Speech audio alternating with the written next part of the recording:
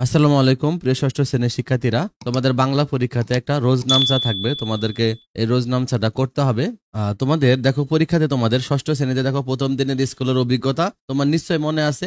ওই দিনের বা অনুরূপ কোনো যে কোনো একদিনের ঘটনা নিয়ে রোজ নামচা রচনা করো। প্রিয় শিক্ষার্থীরা দেখো, রোজ নামচা তোমাদেরকে পরীক্ষা 100% আসবে এবং এটা তোমাদেরকে লিখতে হবে। তাহলে তোমাদেরকে শিখতে হবে রোজ নামচা কিভাবে লিখতে হয়। দেখো প্রিয় শিক্ষার্থীরা, রোজ নামচা লেখার জন্য তোমাকে কয়েকটা জিনিস মাথায় রাখতে হবে। যে প্রথমত তোমাদের দেখো একটা ডেট দিতে হবে, ওকে, একটা তারিখ দিতে হবে। তুমি যে তারিখে লিখতেছো সেই তারিখে দিতে হবে, ওকে। তারপর দেখো তোমাকে বারের নাম দিতে হবে। আজকে কি বার ছিল, দেখো কি বার ছিল, দেখো রবিবার। হ্যাঁ, এবার টাইমটা দিতে হবে।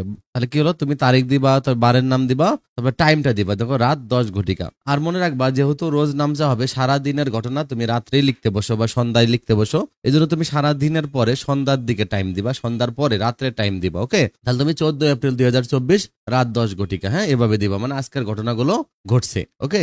তারপর তুমি অবশ্যই তোমাকে এবং স্থানের নাম দিবা। দেখো আমি খিলগা, ব্র্যাকেটে লিখছে নিজ বাসা। এইভাবে তুমি কি করতে পারবা, তারিখ দিবা, তারপরে তুমি বার দিবা, সময় দিবা এবং স্থান দিবা, ওকে, ঠিকানাটা দিবা খিলগা। আবার ব্র্যাকেটে নিজ বাসা লিখতে পারো, নিজ পড়ার রুম লিখতে পারো, তুমি ছাদ লিখতে পারো, তুমি যেখানে বসে লিখছো সেটা তুমি লিখতে পারো। পরবর্তীতে এটা জানার জন্য, যেহেতু রোজ নামসা মানুষ ব্যক্তির নিজের জন্য লিখে, অনেক সময় এগুলো পরবর্তীতে সাহিত্যিক রূপ হয়। এটা একটা সাহিত্যিক প্যাটার্ন, কারণ অনেক সময় একজনের রোজ নামসা পরবর্তীতে সেটা অন্যজনের অনেক কাজে লাগে। এরকম অনেক আমরা ইতিহাস পেয়েছি। জাহানার ইমাম মুক্তিযুদ্ধের সময় লিখেছিল, এরকম অনেক রোজ নামসা পৃথিবীর ইতিহাসে অনেকে লিখেছে। দেখো আমরা পয়লা বৈশাখ উদযাপন নিয়ে লিখবো, ওকে। তাহলে এরকম যে কোনো একটা দিবস উদযাপন নিয়ে তোমাকে লিখতে হতে পারে। তো তুমি কি করবা, দেখো কি লিখবা, আজ পয়লা বৈশাখ। সকাল থেকে মনটা বেশ উচ্ছ্বসিত, কারণ আজ স্কুলে পয়লা বৈশাখ উদযাপন হবে। সকালে লাল সাদা শাড়ি পরে মায়ের সাথে স্কুলে রওনা দিলাম। স্কুলে পৌঁছে দেখি চারপাশে রঙিন আলপনা আর ফুল দিয়ে সাজানো হয়েছে। সবার মুখে হাসি, বাচ্চারা নানা ধরনের পোশাক সেজেছে। আমাদের শিক্ষক শিক্ষিকারাও বাঙালি পোশাক পরেছেন। দেখো উৎসবের শুরুতেই একদল বন্ধু মিলে আমরা স্কুলের মাঠে নেমে পড়লাম। মঞ্চে তখন বিভিন্ন লোকগান, নাচ আর নাটক মঞ্চস্থ হচ্ছিল। প্রথমে আমাদের ক্লাসের এক বান্ধবী লোকসঙ্গীত গেয়ে শোনালো। এরপর শুরু হলো নাচের অনুষ্ঠান।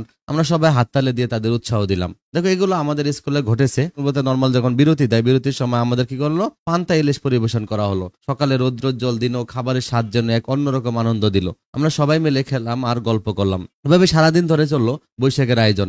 আর একে একে অনুষ্ঠানগুলো শেষ হতে লাগলো। বিকেলে অনুষ্ঠান শেষ হলে কিছুটা ক্লান্ত হলেও মনে হলো এমন আনন্দমুখর দিন যেন প্রতি বছর আসুক। পয়লা বৈশাখ উদযাপনের এই দিনটি আমার কাছে এক অসাধারণ স্মৃতি হয়ে রয়ে গেল। তাহলে এভাবে তোমরা কি করবা, দেখো এটা আজকের দিনের ঘটনা ঘটেছে এবং আজকেই লেখা। মনে মনে একবার রোজ নামসা হলো যে দিনের ঘটনা, তোমাকে সেই দিনেই লিখতে হবে, একটা ডায়েরির মতো। ডায়েরি আর রোজ নামসা একই জিনিস। তোমাকে কি করতে হবে, এভাবে একটা দিনের ঘটনা তোমাকে লিখতে হবে। যে কোনো দিনের ঘটনা তুমি এভাবে লিখবা। আর শেষে তুমি কি করবা, তোমার নামটা অথবা এখানে একটা তারিখ, একটা স্বাক্ষর দিয়ে দিতে পারবা। আর তারিখ তো তুমি উপরে দিয়েছো, ঠিকানা ঠিকানা সব নিজেই উপরে দিয়েছো। এখানে শেষে তোমার নামটা লিখতে পারো, না লিখলেও কিছুই হবে না। তাহলে কি হলো, এভাবে রোজ নামচা লিখতে হয়। তাহলে তোমরা এভাবে কি করবা, যে কোনো দিনের ঘটনা তাহলে লিখবা, সারাদিন থেকে কি কি হয়েছে এগুলো তোমরা বানায় বানায় লিখতে পারবা, ওকে। এবার লিখলে তোমরা রোজ নামচা লিখলে তোমরা পুরো নাম্বার 5-এ 5 পেয়ে যাবা। এটা তোমাদের পরীক্ষাতে 100% থাকবে। আর তোমাদের একটা আমন্ত্রণ পত্র থাকবে, আমি আমন্ত্রণ পত্রের ভিডিওটা দিয়েছি, এটা তোমরা দেখে ফেলবা। আর একটা হলো যে তোমাদের আমি বাংলার কয়েকটা ভিডিও দিব, 3-4টা টানা ভিডিও দিব। এগুলো দেখলে তোমরা 100% সবকিছু কমন পাবা। পরীক্ষা কি কি লিখবা। ভালো থাকো। এটা কিন্তু তোমাদের রচনামূলক প্রশ্ন থাকবে।